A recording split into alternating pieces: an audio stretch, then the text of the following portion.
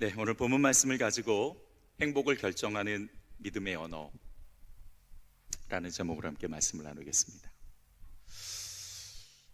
여러분, 어떻게 하면은 하나님께서 주신 우리 인생을 좀 더 행복하게 살아갈 수 있을까요? 아마 많은 분들이 많은 시간을 할애해서 그런 고민을 해보셨을 것 같습니다. 행복할 수 있는 비법이 혹시 있을까요?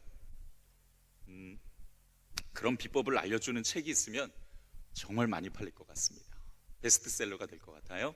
저도 그 책을 빨리 사서 읽어볼 것 같습니다. 행복에 대해 잠깐 생각해 볼까요?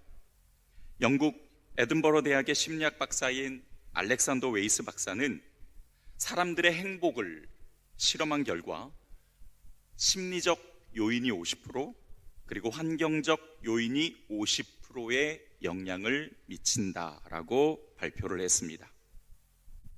자, 그러니까 이 행복은 환경적이든 심리적이든 어떤 요인으로부터 영향을 받아서 결정된다라는 건데요. 자, 그런데 한 가지 의문이 듭니다. 과연 행복을 결정하는 요인이 이 두 가지밖에 없을까요? 심리적 요인, 환경적 요인. 세상 사람들한테는 그럴 겁니다. 세상 사람들에게는 이 두 가지 요인밖에 없을 거예요. 그런데 우리는 한 가지가 더 있습니다. 오늘 그것을 우리가 함께 나눠보려고 합니다. 오늘 본문 말씀의 배경을 잠깐 설명드릴게요. 오늘 본문의 배경은요, 우리가 잘 아는 말씀이죠. 이스라엘 백성들이 가나안 땅에 들어가기 직전에 12명의 정탐꾼을 보냈던 사건. 네. 정말 많이 들어보았던 본문의 내용입니다. 이스라엘 백성들이 출애굽을 한 후에 하나님이 약속하셨던 가나안 땅에 딱 섰어요. 이제 그냥 들어가기만 하면 되는 겁니다.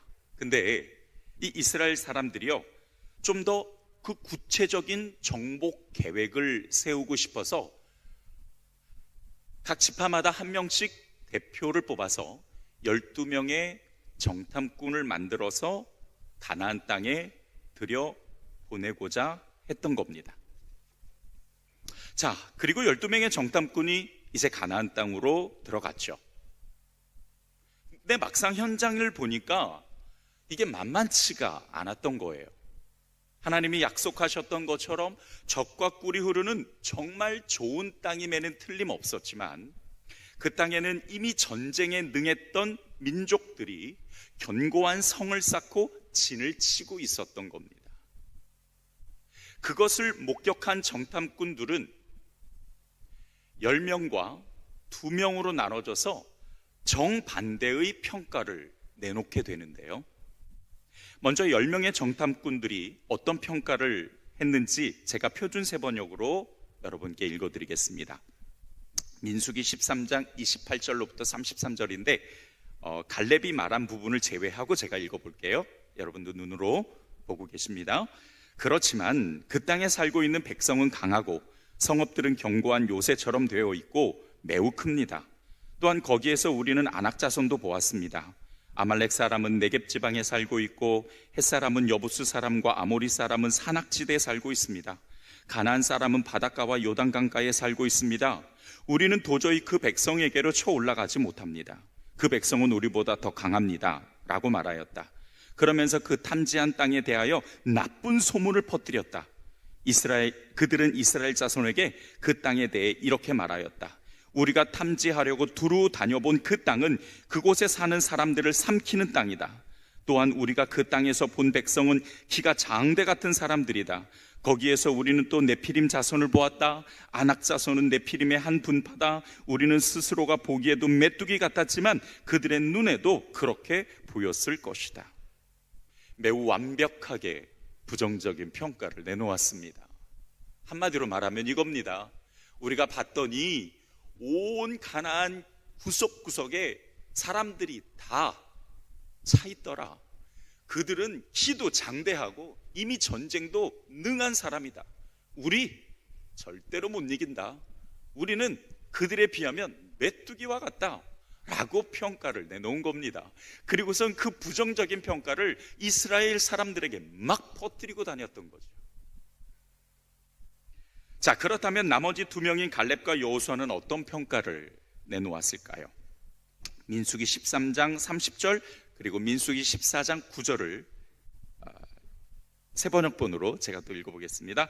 올라갑시다. 올라가서 그 땅을 점령합시다. 우리는 반드시 그 땅을 점령할 수 있습니다. 여러분은 그 땅 백성을 두려워하지 마십시오. 그들은 우리의 밥입니다. 그들의 방어력은 사라졌습니다. 주님께서 우리와 함께 계시니 그들을 두려워하지 마십시오 라고 이야기하며 평가를 내놓았습니다. 어떻습니까? 10명의 정탐꾼과 2명의 정탐꾼 평가가 너무 상반되죠. 똑같은 환경적 요인의 영향을 받았는데 10명은 부정적인 평가, 갈렙과 여호수아는 긍정적인 평가를 내놓았습니다. 똑같은 환경적 요인을 맞닥뜨렸고 똑같은 환경적 요인을 봤는데 왜 그리 달라야만 됐을까? 자, 이제 한번 우리가 분석해 보죠.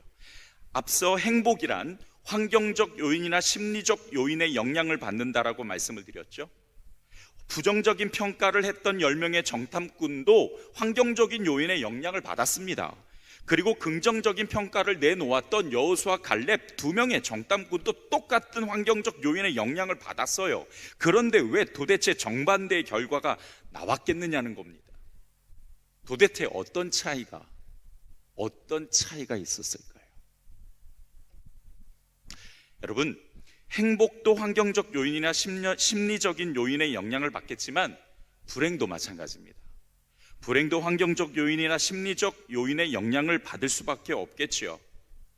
세상 사람들은 자신이 영향을 받는 요인이 2가지밖에 없다고 생각합니다. 그리고 실상 그 2가지의 영향을 많이 받아요. 그런데 앞서 말씀드렸죠? 우리는 한 가지가 더 있다고. 우리는 하나 더 있습니다. 영향을 받는 한 가지 요인이 더 있어요. 그것이 뭐냐면 바로 야훼 하나님입니다. 우리의 영향, 우리가 받는 영향, 그것은 하나님 그리고 그분의 말씀이에요. 자, 여러분 여호수아와 갈렙을 보세요. 그들의 고백을 들어보십시오. 하나님이 함께 하시기 때문에 가능하다. 그들은 우리의 밥이다. 10명의 정탐꾼이요. 그들에 비해서 우리는 메뚜기다. 2명의 정탐꾼은 그들이 우리의 밥이다 라고 이야기를 하지 않습니까? 제가 말씀을 준비하면서 좀 곰곰이 생각해 봤어요. 과연 여호수아와 갈렙은 어떤 마음이었을까? 긍정적인 평가를 내놓을 때, 그 가나안 땅에 들어가서 그 모습을 봤을 때 어떤 마음이었을까? 아마도 그들은요, 가나안 땅이라는 그 새로운 비전, 그 비전을 바라보면서 가슴 두근거리며 행복해했을 거예요. 야, 이제 새로운 땅을 차지할 수 있어. 하나님께서 우리를 저 길로 인도하실 거야. 봐라, 얼마나 젖과 꿀이 흐르는 땅이냐. 저 땅에 들어가면 우리도 지금보다 더 행복하게 살아갈 수 있어. 하나님을 바르게 섬기며 우리도 땅을 가지고 살아갈 수 있어. 야, 당장이라도 올라가고 싶다. 막 그런 열정과 그런 행복한 마음에 가득 차서 그 땅을 바라보았을 겁니다. 그리고 실질적으로 그렇게 말을 선포했지요. 환경적 요인의 영향을 받는 10명의 정탐꾼과 그들에게 부정적인 소리를 들은 이스라엘 사람들, 그들은 하나도 행복하지 않았을 겁니다. 낙심됐겠죠. 들어오는 소리는 계속 부정적인 소리니까 야, 이거 어떡하냐, 우리 여기 가서 그냥 다 죽는 거 아니냐, 이게 도대체 뭐야, 왜 하나님이 이런 상황을 주셨어, 나를 왜 여기서 죽이시려고 그러는 거지, 정말 모르겠다. 그렇게 이야기한 그들의 마음은 하나도 행복하지 않았을 겁니다. 하나도 행복하지 않았으니까 그런 말을 했겠죠. 그러나 하나님께 영향을 받고 하나님에 대한 믿음을 가지고 그 말씀을 신뢰한 2명의 정탐꾼 여호수아와 갈렙은 자신감이 있었고 도전적이었고 열정이 가득했고 그 마음에 행복이 가득했습니다. 아마 그 새로운 땅을 바라보며 아까부터 말씀드렸지만 이 사람들은 막 가슴 두근두근 거리며 행복했을 거예요. 행복이든 불행이든 세상 사람들은 환경적 요인이나 심리적 요인의 영향을 받을 수밖에 없습니다. 그런데 문제는요, 환경적 요인도 심리적 요인도 결코 우리를 완전하게 행복하게 만들어줄 수 없다라는 거죠. 왜? 그 모든 것들이 다 불완전하니까. 여러분들, 우리 마음을 한번 살펴보죠. 우리 안을 들여다보면은요, 참 연약해요. 어느 때는 그 조그만 감정 하나로 왔다 갔다 할 때도 참 많아요. 조금만 좋은 일 있으면 너무 좋아하고, 조금만 나쁜 일 있으면 불평불만하고. 아이고, 얼마나 그렇게 간사한지요. 얼마나 쉽게 이렇게 저렇게 왔다 갔다 하는지 모릅니다. 우리의 환경은 어떻습니까? 뭔가 좀 좋아질 것 같으면 이상하게 또 꼬꾸라지고, 또 꼬꾸라질 것 같으면 더 꼬꾸라지고. 그러니까 여간해서 이 환경적 요인이나 심리적 요인으로 행복감을 느낀다는 거 쉬운 일이 아닙니다. 더군다나 오래 가지도 못해요. 맞습니다. 세상의 것들은 다 그래요. 완전하지 못하니까. 우리가 받아야 될 영향, 우리 성도들, 우리 그리스도인이 받아야 될 영향은 환경적 요인도 아니고 심리적 요인도 아닙니다. 지금도 살아계셔서 얼마든지 우리를 행복하게 만들어 주실 수 있는 야훼 하나님이신 줄 믿으시기 바랍니다. 우리가 영향을 받아야 될 요인은 하나님 한 분밖에 없어요. 자, 그런데 여러분, 여기가 끝이 아니에요. 문제는 그 다음에 있습니다. 이런 상반된 반응을 보시고 하나님이 어떻게 말씀하셨는지를 우리는 봐야 됩니다. 민수기 14장 27절로부터 28절. 자, 너무 중요한 말씀이니까 우리 한 목소리로 함께 읽어보겠습니다. 시작. 나를 원망하는 이 악한 회중을 내가 어느 때까지 참으랴. 이스라엘 자손이 나를 향하여 원망하는 그 원망하는 말을 내가 들었노라. 그들에게 이르기를 여호와의 말씀에 나의 삶을 가리켜 맹세하노라. 너의 말이 내 귀에 들린 대로 내가 너희에게 행하리니. 정말 무서운 말씀이에요, 여러분. 이스라엘 사람들이 원망하는 그 말을 하나님이 들으시고 그들이 말한 대로 이루시겠다 라고 말씀하신 겁니다. 그들이 가진 부정적인 생각, 그들이 선포했던 부정적인 말처럼 똑같이 행하겠다라고 말씀하신 거예요. 그리고 진짜 그렇게 됐습니다. 환경에 영향을 받아 부정적인 말을 했던 이스라엘 사람들, 결국 한 사람도 가나안 땅을 밟지 못하고 40년 광야 생활에서 인생 끝났습니다.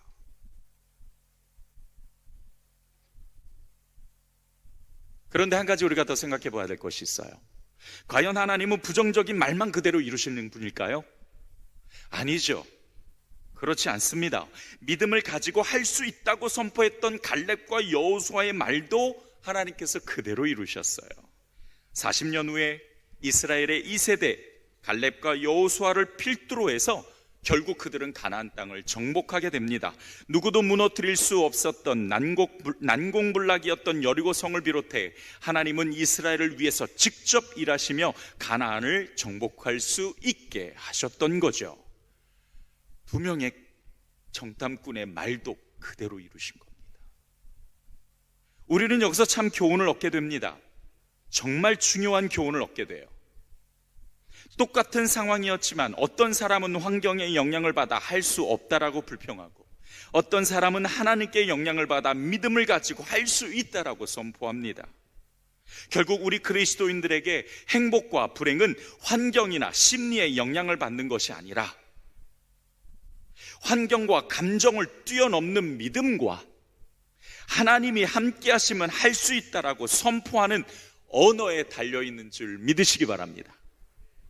우리가 믿음을 가지고 기도하고 선포하면 하나님께서 그 믿음의 언어를 들으시고 틀림없이 이루어 주신다라는 사실을 오늘 우리에게 말씀해 주시고 있는 거예요. 자, 이렇게 정리할 수 있겠네요. 가나안 땅에 들어가는 건 하나님의 계획이었습니다. 그럼에도 불구하고 부정적 시각을 가진 사람들은 하나님의 계획보다 현실이 더 커 보였고, 믿음을 가지고 할 수 있다라고 말한 여호수아와 갈렙은 현실보다 하나님이 더 크게 보였던 거죠. 그래서 이렇게 정의를 내릴 수 있습니다. 따라서 합시다. 문제보다 크신 하나님. 여러분들의 삶의 문제가 닥쳤을 때에 이 말씀을 꼭 선포하시기를 주님의 이름으로 축복합니다. 다시 한번 해볼까요? 시작. 문제보다 크신 하나님. 우리가 믿어야 될 하나님입니다. 행복은 환경이 결정하는 것도 아닙니다. 감정이 결정하는 것도 아니에요.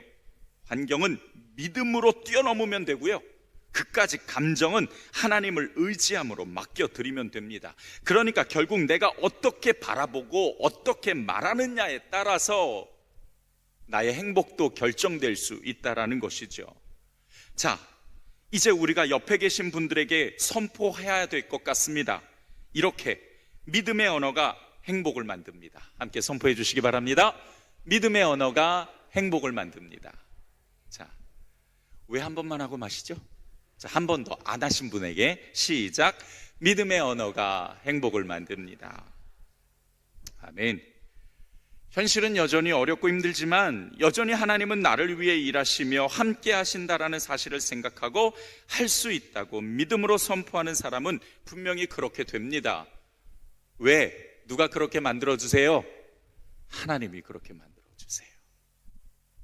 하지만 현실의 어려움만 바라보고 불편한 감정에만 집중하는 사람은 결국 그 말대로 행복할 수 없겠죠. 여러분, 그렇게 말이 참 중요합니다. 하나님은 우리가 어떤 말, 어떤 생각을 하고 있는지도 다 알고 계세요. 시편 139편 4절을 보면 여호와여 내 혀의 말을 알지 못하시는 것이 하나도 없으시니이다. 그래서 말을 조심해야 됩니다. 내가 말하는 거 하나님 모르는 거 하나도 없으시대요. 다 듣고 계시고 알고 계시대요. 그런데요, 거기서 더 하나 나아가서 하나님은 또 우리의 생명록 책에 다 기록하고 계십니다. 너, 송 목사 너 이런 말 했어? 일로 와. 다 적으시고. 너 이런 말 했어? 이렇게 다 적으시고. 야, 그런 생각하면 아찔합니다. 등줄기에 그냥 땀이 사르르 흘러요.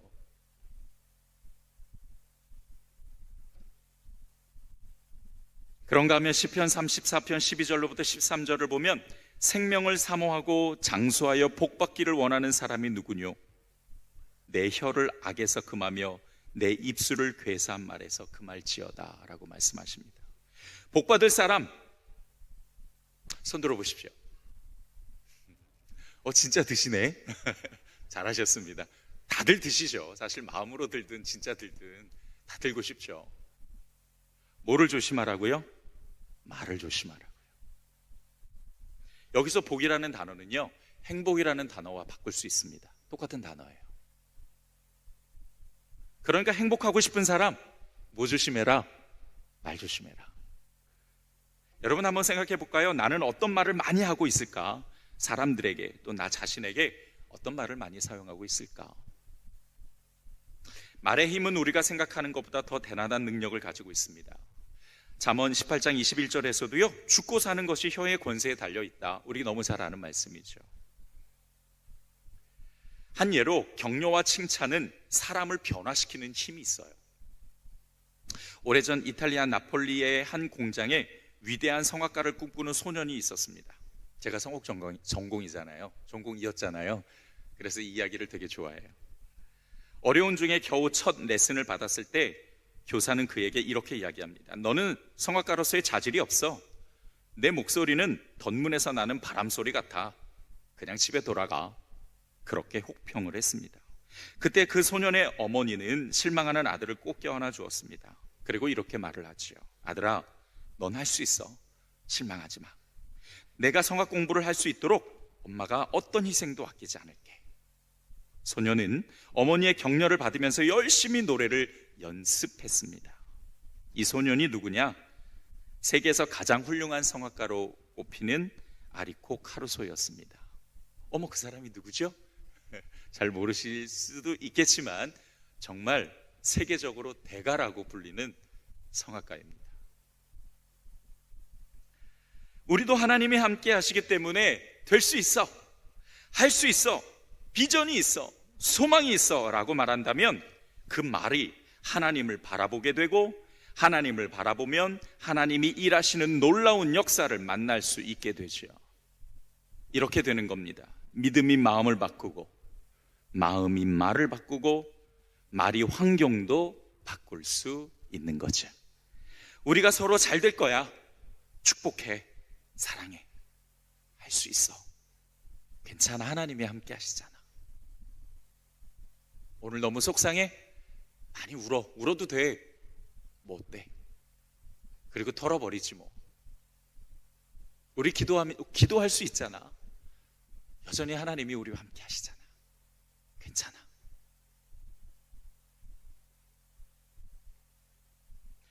누군가로부터 듣는 그런 언어는 우리의 마음의 감정을 순환시키고, 그리고 하나님을 바라보게 만들 수 있습니다. 자, 그렇다면 우리가 하나님과 함께 더 행복하려면 어떤 말을 사용해야 될까요? 첫 번째로 주님의 이름으로 축복하는 말을 해야 합니다. 그리스도인들은요, 예수 이름의 능력을 믿기 때문에 그 이름으로 말하는 축복은 정말 귀한 복의 통로가 됩니다.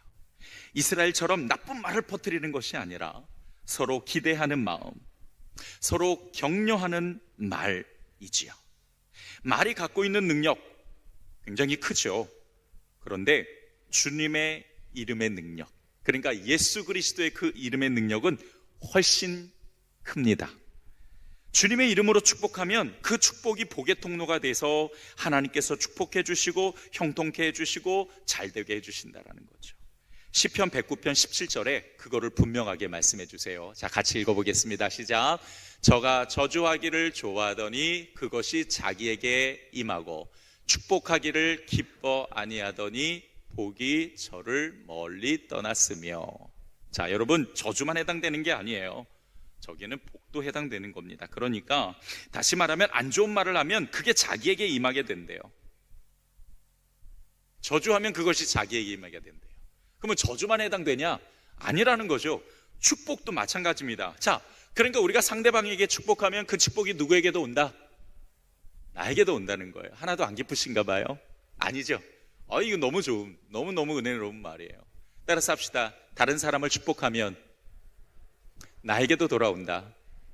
그러니까 여러분, 나를 축복하고 싶으면 누구를 축복해야 돼요? 다른 사람 많이 축복해 주시면 돼요. 우리 자녀들 많이 축복해 주세요. 아멘. 우리 주위에 있는 교우들 여러분 많이 축복해 주세요. 우리 주위에 있는 이웃들 많이 격려해 주시고 축복해 주세요. 그 축복이 상대방에게도 가지만 누구에게도 돌아온다?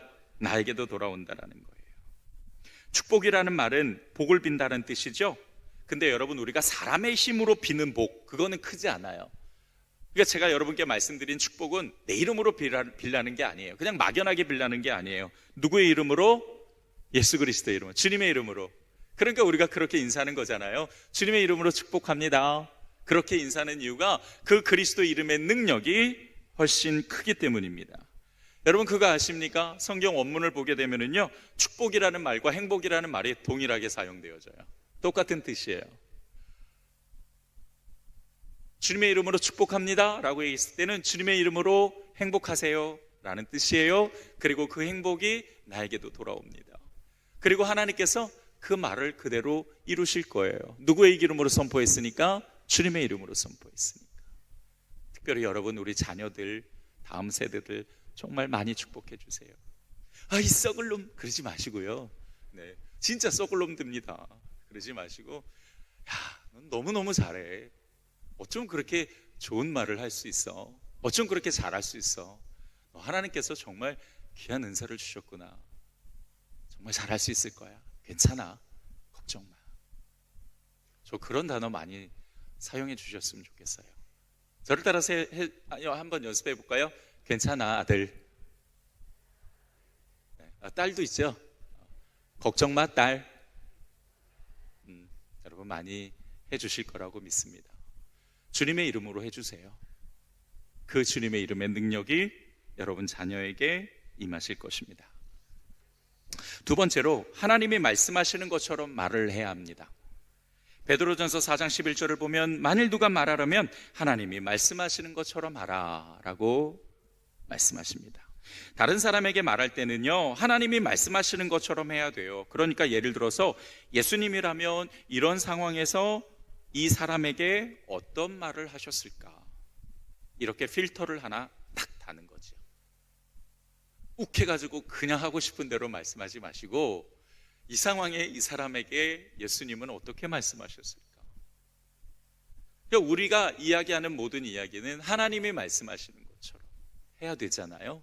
그러려면 그렇게 스스로 한 번 더 질문을 던져보아야 합니다. 사실 말은요, 아무리 조심해도 완전할 수 없어요. 왜냐하면 내가 아무리 좋은 말을 해도요, 듣는 사람의 감정에 따라서 다르게 받아들일 수도 있기 때문입니다. 아주 흔한 예로 그냥 똑같이 장난쳤는데 어느 때는 막 장난을 받아들이더니 어느 때는 막 화를 낼 때가 있잖아요. 그러니까 그 감정 상황에 따라서 다르게 받는 거죠. 말만 조심하는 훈련이 잘 돼도 교회가, 가정이 평화로울 수 있습니다. 베드로전서 2장 1절을 보면 모든 비방하는 말을 버리라 라고 말씀하세요. 다른 사람을 비방하는 말은 교회나 밖에서도 가정에서도 전혀 도움이 되지 않죠.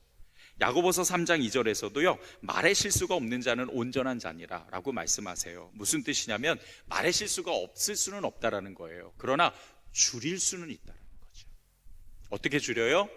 예수님이라면 어떻게 말씀하셨을까? 따라서 합시다. 예수님이라면 어떻게 말씀하셨을까? 우리 자녀들이 속상하게 해도요, 이 한번 꾹 누르고 이 한번 꾹 물고 한 번 더 큰 숨을 쉬고 남의 자녀려니 하고서는 예수님이라면 어떻게 말씀하셨을까? 한 번 더 생각해 보는 겁니다. 내 남편이 그럴 수도 있잖아요. 내 아내가 그럴 수도 있잖아요. 또 내 주위에 어떤 사람이 나를 너무 힘들게 하고 속상하게 할 수도 있잖아요. 그럴 때 우리는 한 번 더 생각해 보는 겁니다. 예수님이라면 어떻게 말씀하셨을까? 마지막 세 번째로 위로와 격려의 말을 많이 사용하셔야 됩니다. 데살로니가 전서 4장 18절을 보면은요, 그러므로 이 여러 말로 서로 위로하라. 따라서 합시다. 서로 위로하라. 그렇게 말씀하세요. 위로라는 말은 격려의 의미를 갖고 있어요. 그러니까 서로 격려하고 또 위로하라 라고 말씀하신 거죠. 위로와 격려는요, 부정적인 마음을 그치게 하고 하나님을 바라볼 수 있도록 방향을 전환시켜 줍니다. 생각과 감정을 정화시켜주는 역할을 해요. 어쩌면 세상 사람들이 교회에 바라는 것도 이런 위로와 격려일지 모르겠습니다.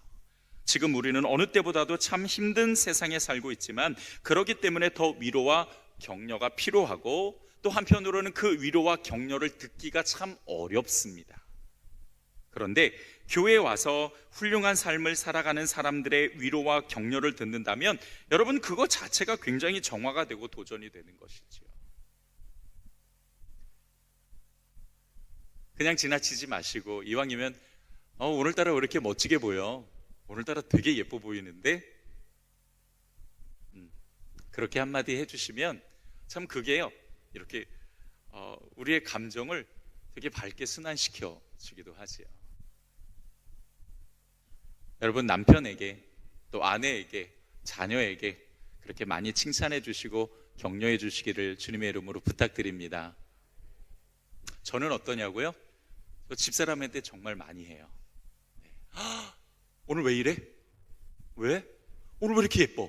예쁘면 막 얼굴에 묻어나는데? 그러면요, 이게 처음에는 제발 좀 그러지 마 그러는데 나중에는요 되게 좋대요. 당신 오늘 애교가 넘쳐. 그렇게 칭찬해주고 서로 텔레토비 해가면서 서로 그렇게 격려하고 또 서로 위로하면서 이렇게 감정을 자꾸자꾸 순환시켜주는 거죠. 그럼 힘들고 어렵다가도 그냥 그 말이 하나씩 하나씩 우리의 마음을 바꿔주는 것을 많이 느낍니다. 자, 그런데 한 가지 제가 여러분께 꼭 드리고 싶은 말씀이 있어요. 종종 위로와 조언을 똑같은 것으로 생각하시는 분이 계시는데요, 위로와 조언은 같지 않아요. 조언은 인생의 답을 얻으려는 자에게 필요한 말이고요. 위로는 다시 일어서는 자에게 필요한 말입니다. 두 개를 잘 구분하셔야 돼요. 위로가 필요한 사람에게 만약에 조언을 하잖아요. 그럼 오히려 더 힘이 빠져요. 위로가 필요한 사람은 자신이 잘하고 있다라는 지지가 필요한 거니까. 답을 찾으려는 것이 아니라 힘을 얻고 싶어 해요. 그런 사람들에게 조언해 주면은요, 쓰러져요. 완전히 쓰러져요. 그러니까 격려해 주셔야 돼요. 괜찮아. 우리 하나님이 함께 하시잖아. 반면에 인생의 해답을 찾으려는 구도자들에게 만약에 위로를 하면은요, 오히려 혼란이 오게 되는 거죠. 나는 답을 찾고 싶은데 잘한다 그러네? 나 지금 잘 못하고 있는 것 같은데? 이렇게. 우리 주위에 보면은요, 조언보다는 위로가 필요한 사람들이 훨씬 많습니다. 그만큼 지금 우리가 살아가는 세상이 녹록지 않기 때문이죠. 여러분, 교회는 서로 위로와 격려를 많이 이야기해야 됩니다. 그것이 에너지가 되어서 우리 그리스도께 더 가까이 가는 은혜가 되기 때문이죠. 먼저 상대방의 말에 경청해 주세요. 그리고 자신의 경험을 가지고 조언을 하지 마시고 그 경험을 가지고 공감해 주세요. 그리고 격려해 주세요. 위로해 주세요. 그것이 우리 또한 세상을 살아가는 힘이 될 수 있을 것입니다. 나쁜 소문을 퍼뜨리는 이스라엘이 되지 말고 믿음의 말을 사용해서 다시 일어서서 행복할 수 있는 여호수아와 갈렙과 같은 사람이 되기를 주님의 이름으로 축복합니다. 말씀을 정리하겠습니다. 행복은 믿음의 언어에서 시작됩니다. 환경을 뛰어넘는 믿음, 하나님이 함께 하신다라는 그 말의 선포, 이것이 나의 행복을 결정하는 것이지요. 축복하고 하나님이 말씀하시는 것처럼 이야기하고 위로와 격려를 실천한다면 우리 공동체가, 우리 가정이 행복한 공동체가 될 것이고 행복한 가정이 될 것이고 행복한 신앙이 될 것입니다. 그런 교회, 그런 가정이 될 수 있기를 다시 한번 마지막으로 주님의 이름으로 축복합니다. 잠시 기도합니다. 오늘 말씀